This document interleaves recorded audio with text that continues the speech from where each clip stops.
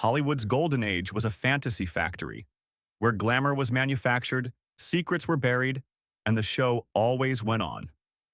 But behind the velvet curtains, a darker truth lingered. Fame wasn't always a dream. For some, it was a slow, unraveling nightmare. The studios built icons, but they also controlled lives, silenced breakdowns, and abandoned the broken.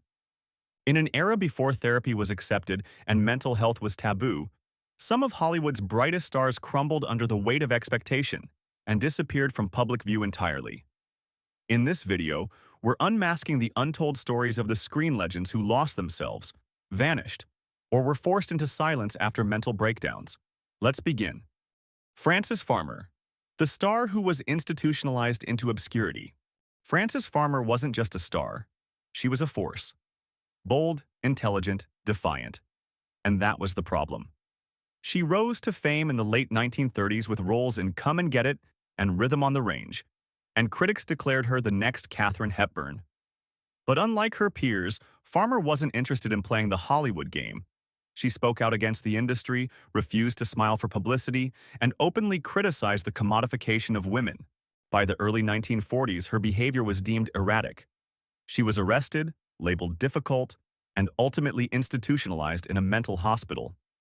What happened inside those walls is still the subject of debate and horror. Farmer later claimed she was subjected to electroshock therapy, physical abuse, and even a lobotomy, though the latter remains unproven. When she was finally released, she was a shadow of her former self. She attempted a comeback in local theater and even hosted a daytime TV show in the 50s, but the damage was done. Hollywood had moved on. Frances Farmer was no longer the rebel.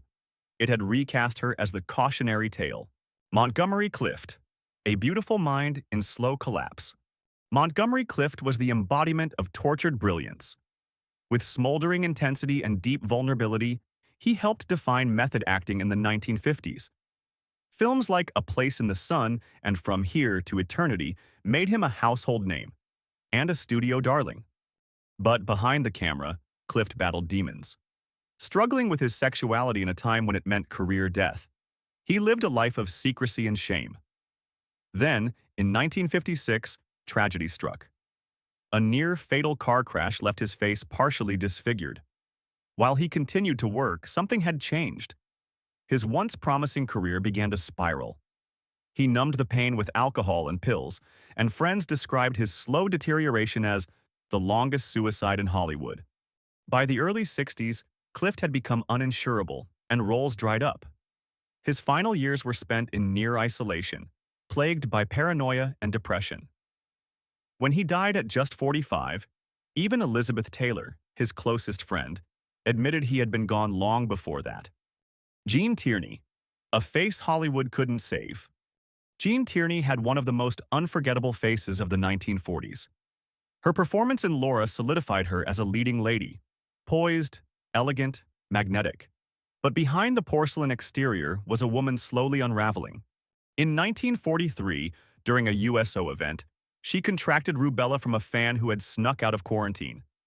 Jean was pregnant at the time.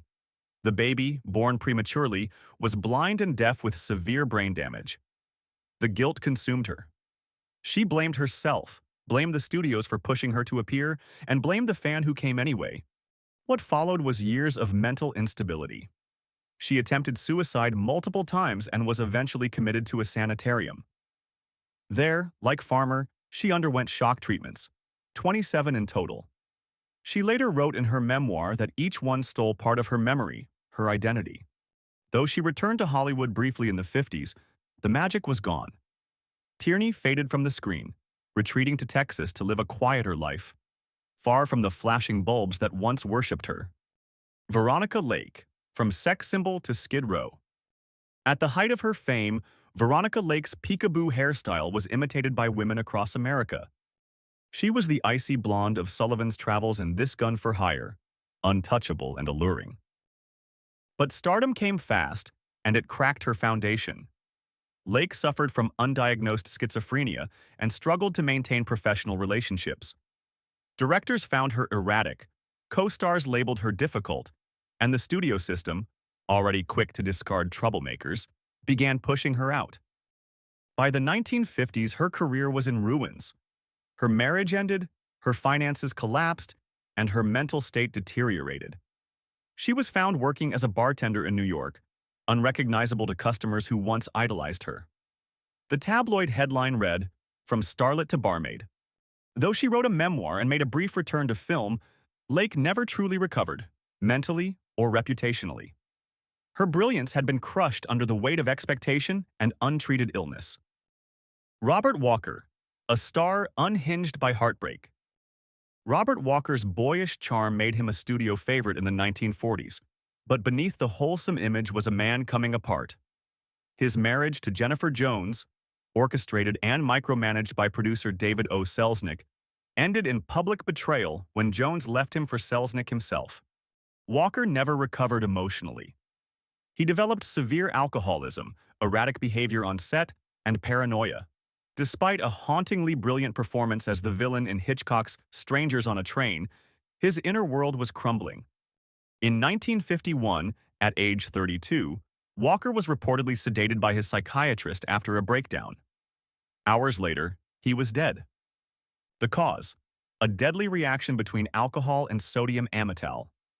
His death was ruled accidental, but those who knew him believed it was the inevitable end of a man who'd been emotionally shattered and never healed.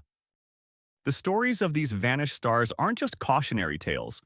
They're evidence of a system that demanded perfection and punished pain. In the golden age, mental health wasn't a concern. It was a career liability. Studios controlled narratives, suppressed breakdowns, and discarded the broken.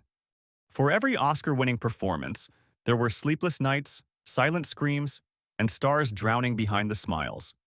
These stars weren't weak. They were human. And maybe, just maybe, if Hollywood had let them be human, they might still be shining.